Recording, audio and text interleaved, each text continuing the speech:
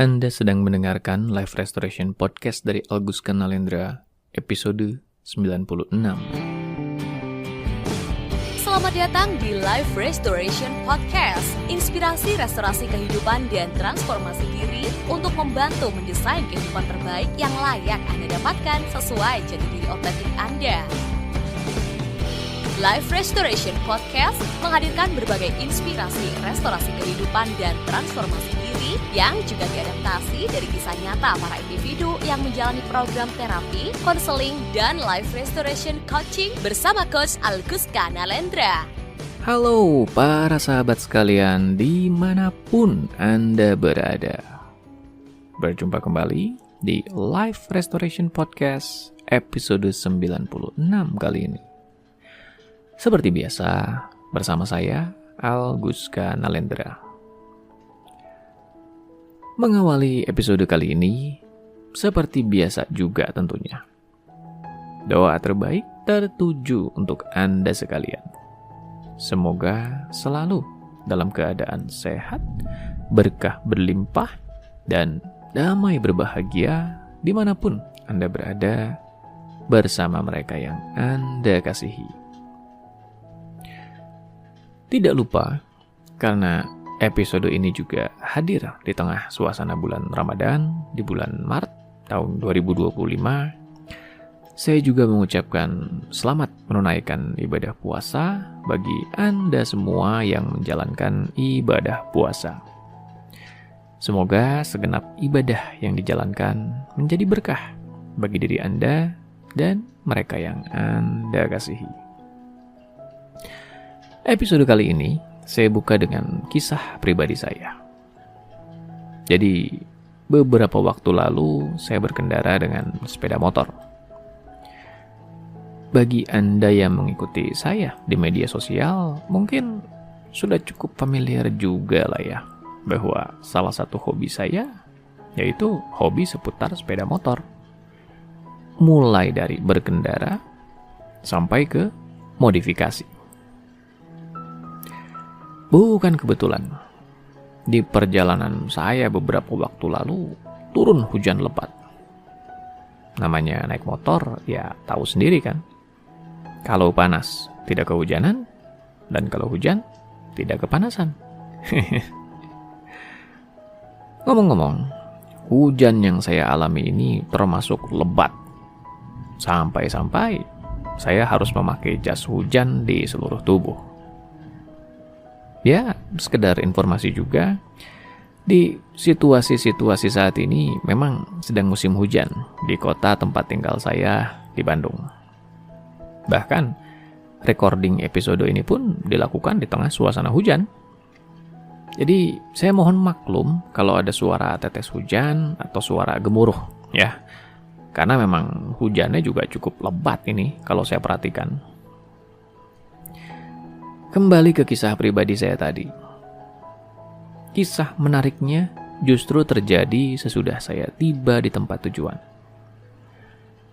Saya tiba di tempat tujuan di waktu belum terlalu gelap. Masih termasuk siang lah hitungannya. Tibanya saya di tempat tujuan pas bertepatan dengan berhentinya hujan. Ya sudah. Saya segera beres-beres, memarkirkan motor, membereskan jas hujan, sedikit membersihkan diri, lalu istirahat sebentar. Sudah cukup waktu istirahat, saya lalu sedikit berjalan-jalan di tempat tujuan saya itu. Maksud hati ingin menikmati pemandangan alamnya. Karena memang pemandangan alam di tempat yang saya kunjungi itu dikenal indah. Waktu berjalan, saya merasakan ada hal yang aneh. Saya tidak bisa menikmati pemandangan alam di tempat itu dengan nyaman. Rasanya ada saja yang mengganjal yang membuat saya tidak nyaman. Padahal tempatnya indah. Tapi saya tidak bisa menikmati keindahan yang ada di tempat itu. Segala yang saya lihat malah nampak, apa ya istilahnya, butek. Nah, saya tidak tahu itu bahasa resmi tidak ya. Tapi ya itu kesannya. Ada kesan butek di apapun yang saya lihat. Akhirnya, setelah sekian waktu berlalu, saya menyadari apa yang membuat saya tidak nyaman. Kacamata saya buram kacanya. Ada uap, tetesan air, kotoran, dan entah apa lagi itu yang menempel di kacamata saya. Intinya, kacamata itu kotor dan tidak baik-baik saja. Akhirnya saya putuskan untuk duduk sebentar. Saya ambil cairan pembersih kacamata dan juga lap khusus kacamata, juga tisu. Ya sudah, saya fokus dulu bersih-bersih kacamata saya.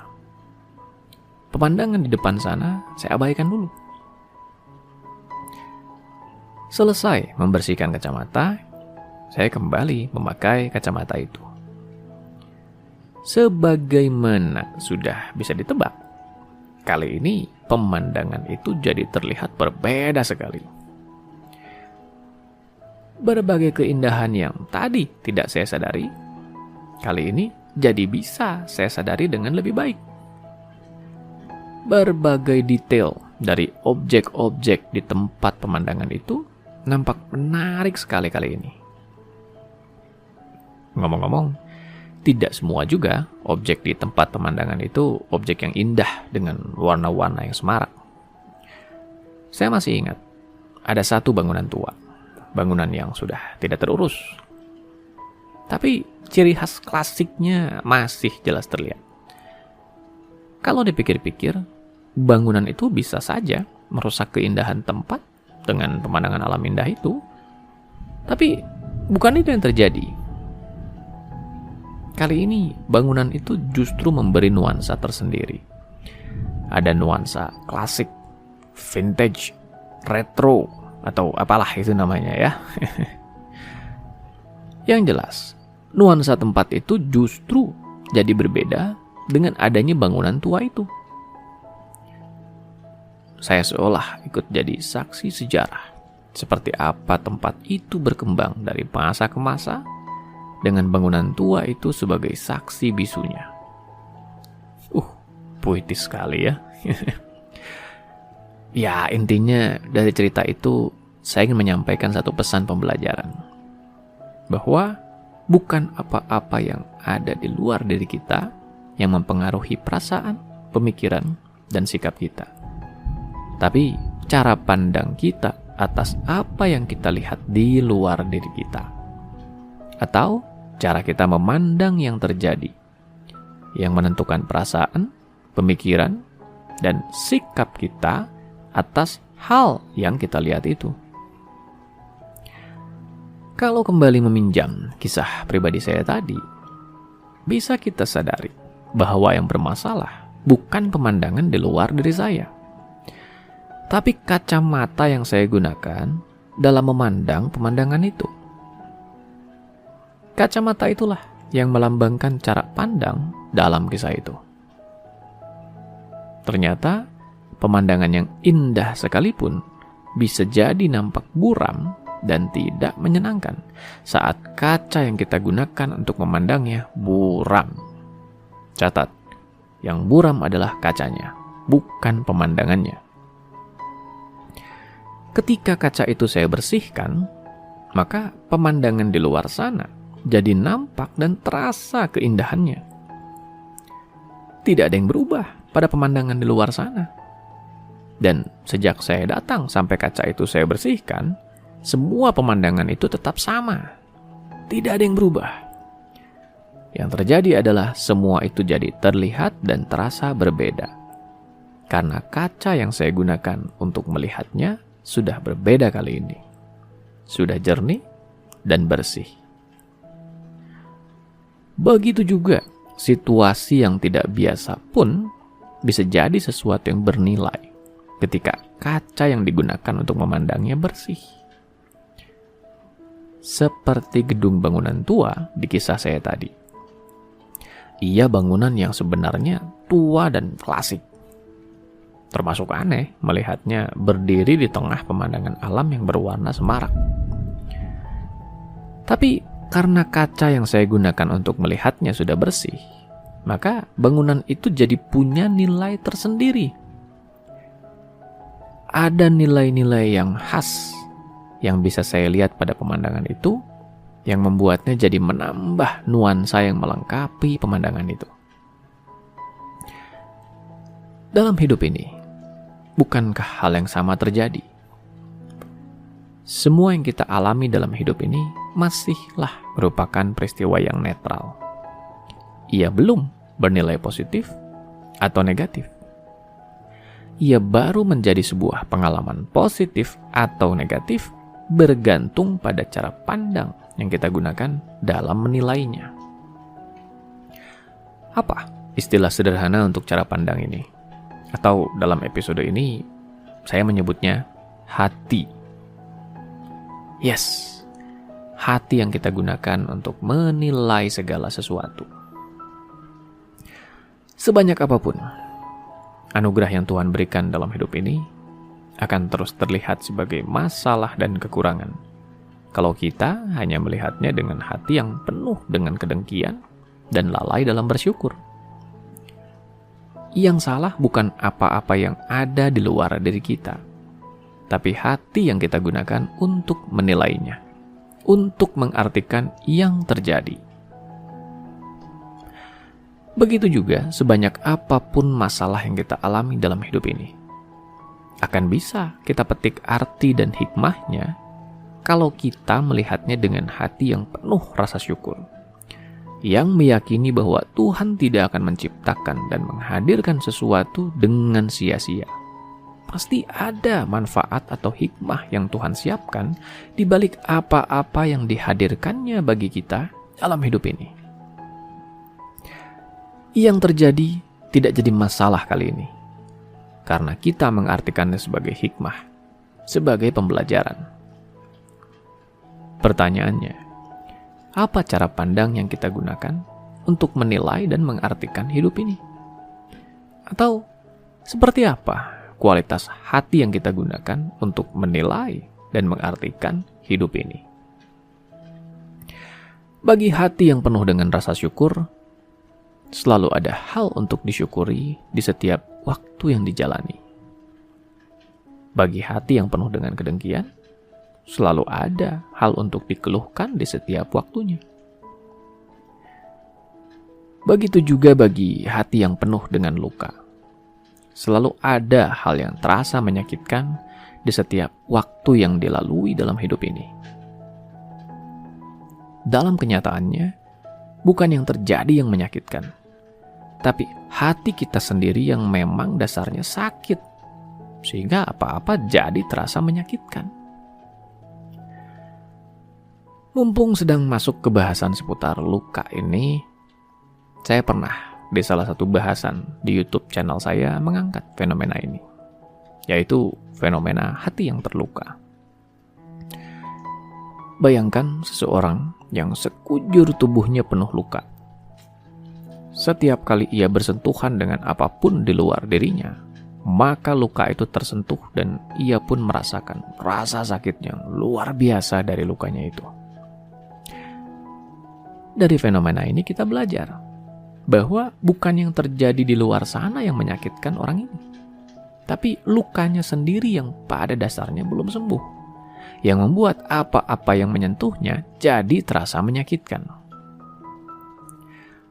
Bagi mereka yang sekujur tubuhnya penuh luka, ada sentuhan kecil sedikit saja, meski sentuhan itu tidak bermaksud menyakiti, tetap akan terasa menyakitkan. Ironisnya, hal ini bisa membuat mereka memandang yang terjadi secara negatif, membuat mereka memandang hidup ini menyakitkan. Mereka bisa memandang bahwa hidup ini penuh dengan apa-apa yang bisa menyakiti mereka. Hidup ini penuh dengan bahaya. Hidup ini dipenuhi orang-orang yang ingin menyakiti mereka. Lagi-lagi, bukan karena kehidupan ini yang menyakitkan, atau karena orang-orang ingin menyakiti mereka. tapi karena hati mereka sendiri yang sakit atau penuh luka. Sebaliknya, bagi mereka yang kuat hatinya, yang tabah dan penuh rasa syukur, ia diibaratkan seseorang yang sekujur tubuhnya kuat dan kokoh. Ketika ada yang menyenggolnya, maka itu diartikan sebagai hal biasa, bukan sesuatu yang dianggap negatif yang menyakitkannya. Bahkan dalam skala yang tidak disangka-sangka, kalaupun ada orang yang berusaha menyakiti, mereka tetap tidak gentar dan tidak mudah tersakiti. Karena dasarnya tubuh mereka kokoh dan tahan banting. Sedemikian dahsyatnya pengaruh dari hati ini, sampai seseorang bisa rentan tersakiti atau kokoh dan kuat dipengaruhi olehnya. Begitu juga seseorang bisa mudah mengeluh atau punya cukup kekuatan untuk senantiasa mensyukuri yang terjadi, dipengaruhi oleh kualitas hati ini. Tapi ya, hati ini hanya istilah saya saja untuk memudahkan kita memahami bahasan kita kali ini. Dalam fenomena prakteknya, saya menyebutnya tetap dengan istilah yang tadi sempat saya gunakan, yaitu cara pandang. Dulu, fokus utama saya setiap membantu klien di sesi terapi, konseling, atau coaching adalah pembenahan emosi yang mereka rasakan. Atau dengan kata lain, penyembuhan luka batin yang mereka rasakan. Sekarang, hal itu tentu masih saya lakukan. Bedanya adalah sekarang ini ada fokus yang berbeda, yang saya curahkan pada pembenahan cara pandang klien. Hal ini karena cara pandang yang bermasalah adalah salah satu cikal bakal dari gejala masalah yang terus saja bermasalah tanpa tuntas terselesaikan. Kita pakai contoh kisah ya. Dulu, ada klien saya yang bermasalah dengan gejolak kebencian pada orang tuanya, karena ia merasa orang tuanya sedemikian menyakiti dan menzoliminya dalam hidupnya. Di sesi yang saya bersamai dulu, saya bisa membantunya untuk menetralkan gejolak kebenciannya. Ia bisa pulang dengan perasaan lega dan nyaman. Saya tentu lega dengan perubahan yang ia rasakan. Sampai kemudian, beberapa minggu berlalu, ia datang kembali dengan keluhan yang kurang lebih sama. Memang ada sedikit perbedaan pada gejala masalah yang ia alami, tapi kalau mau dicermati, sebetulnya esensinya sama saja. Permasalahan gejolak emosi yang lagi-lagi tertuju pada orang tuanya. Saya termenung. Bukannya di sesi sebelumnya gejolak itu sudah saya netralkan? Begitu batin saya berkata. Lalu kenapa gejolak ini muncul lagi? Di sesi itu akhirnya saya tidak langsung memfasilitasi penanganan. Saya lebih banyak diam dan mendengarkan aspirasinya atas yang terjadi dan atas masalahnya. Di sela-sela mendengarkan itulah saya tersadar. Dari banyak ucapan yang ia lontarkan, ada banyak sekali ucapan yang sebenarnya bernadakan cara pandang negatif terhadap orang tuanya, terhadap yang terjadi, terhadap hidup ini. Saya baru tersadar bahwa cara pandang negatif ini memang tidak banyak saya sentuh di sesi sebelumnya. Akhirnya, fokus perubahan di sesi itu saya rubah. Saya tidak langsung membantunya menetralisir gejolak emosinya, tapi mengajaknya menyadari cara pandang yang ia gunakan untuk menilai orang tuanya dan dalam menilai hidup ini. Pertama-tama, saya menjelaskan dulu tentang cara pandang ini dan pengaruh dari cara pandang terhadap diri kita. Setelah memahami penjelasan saya, klien saya ini pun sadar bahwa memang cara pandang yang ia gunakan untuk menilai situasi adalah cara pandang yang bermasalah. Tapi ia sendiri tidak tahu bagaimana cara mengubah cara pandang itu. Di sini baru proses perubahan saya lanjutkan. Pertama, saya membantunya menetralisir dulu gejolak emosi yang ia rasakan. Baru setelahnya saya mengajaknya mengevaluasi cara pandangnya terhadap orang tuanya dan terhadap yang terjadi. Tidak mudah memang, tapi secara bertahap cara pandangnya bergeser. ia mulai bisa menilai yang terjadi secara berbeda. Dulu ia menilai orang tuanya jahat dan zalim. Kali ini ia bisa melihat bahwa orang tuanya sebetulnya adalah orang-orang yang bermasalah karena membawa rasa sakit dari pengalaman masa kecil dan pengasuhan mereka sendiri dulunya. Perhatikan, dulu cara pandang yang ada adalah orang tuanya jahat. Kali ini berubah menjadi orang tuanya adalah orang-orang yang tersakiti. Kira-kira akan mengubah sesuatu dalam dirinya tidak? Jelas. Tapi itu baru satu. Dalam kenyataannya, saya membantunya menyadari lebih banyak lagi cara pandang yang bermasalah ini. Di total ada sekitar belasan cara pandang yang bermasalah yang saya bantu temukan dan sadari dalam dirinya terhadap orang tuanya, terhadap situasi, dan terhadap hidup ini. Baru kemudian, secara bertahap, setiap cara pandang yang bermasalah itu kita evaluasi dan rubah bersama satu persatu. Cara mengubahnya ini sendiri termasuk teknis lah ya. Saya menggunakan berbagai teknik NLP dan teknik perubahan lainnya sampai cara pandang ini bisa berubah satu persatu. Di akhir sesi, klien saya ini mendapatkan berbagai cara pandang baru yang menggeser atau menggantikan cara pandang lamanya. Dia pun pulang dengan berbagai cara pandang baru ini. Kali ini, saya memberikan atensi khusus untuk mengevaluasi kemajuannya dan memintanya datang lagi di 1 minggu setelahnya untuk sesi evaluasi lanjutan. 1 minggu berlalu, klien saya ini datang kembali. Kali ini ada yang berbeda pada reaksinya. Kalau biasanya ketika klien ini datang, saya sudah bisa merasakan berbagai akumulasi emosi yang terpendam, kali ini tidak. Seolah badai dalam dirinya sudah tenang kali ini. Tapi ya tetap harus saya pastikan juga. Maka saya pun bertanya, seperti apa perkembangan dirinya dan situasinya kali ini. Klien saya ini pun mengisahkan, kali ini ia jadi lebih bisa mengendalikan diri. Ia tidak lagi mudah tersulut emosinya seperti dulu sebelumnya. Kalau sebelumnya, baru berjarak 1 minggu saja, akumulasi emosi itu sudah banyak sekali. Sampai kemudian, beberapa minggu berlalu, ia tidak tahan dan memutuskan menjalani sesi lanjutan. Kali ini tidak. Di 1 minggu ini saja, ia sudah bisa merasakan sekali bagaimana ada kendali diri dan kesadaran yang meningkat atas perilakunya. Ia tidak membenarkan perilaku orang tuanya. Ia tetap tahu bahwa yang mereka lakukan bukan tindakan yang bisa dibenarkan. Tapi emosinya tidak tersulut. Ada pemahaman yang terbangun dalam dirinya, yang membuat ia bisa lebih bersimpati pada yang terjadi dan lebih bisa mengendalikan diri untuk memilih bagaimana ia seharusnya menyikapi itu semua. Sejak saat itulah, saya jadi semakin banyak memfokuskan perubahan pada cara pandang ini. Sampai-sampai ada proses atau fase khusus yang saya curahkan untuk benar-benar mengevaluasi cara pandang ini agar klien benar-benar mengadaptasi cara pandang yang sehat, yang bisa mendukung perubahannya. Ada yang bertanya, apakah cara pandang ini serupa dengan sistem keyakinan atau belief system?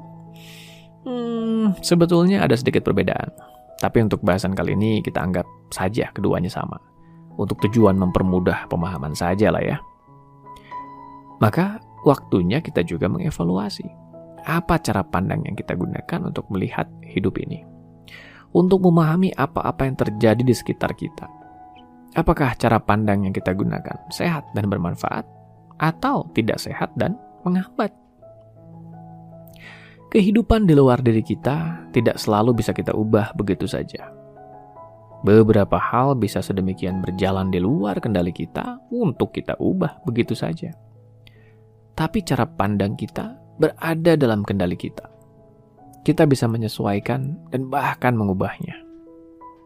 Jadi, pastikan cara pandang ini adalah cara pandang yang sehat, yang bermanfaat, yang mendukung kualitas hidup yang ideal yang kita harapkan. Sampai jumpa di episode berikutnya. Dapatkan lebih banyak inspirasi restorasi kehidupan dan transformasi diri dengan ikuti Instagram @alkuska dan YouTube channel Alkuska Nalendra. Kunjungi juga website www.alkuska.com untuk temukan lebih banyak informasi menarik lainnya, termasuk untuk memesan layanan profesional bersama Coach Alkuska Nalendra untuk membantu mendesain kehidupan terbaik yang layak Anda dapatkan sesuai jati diri otentik Anda.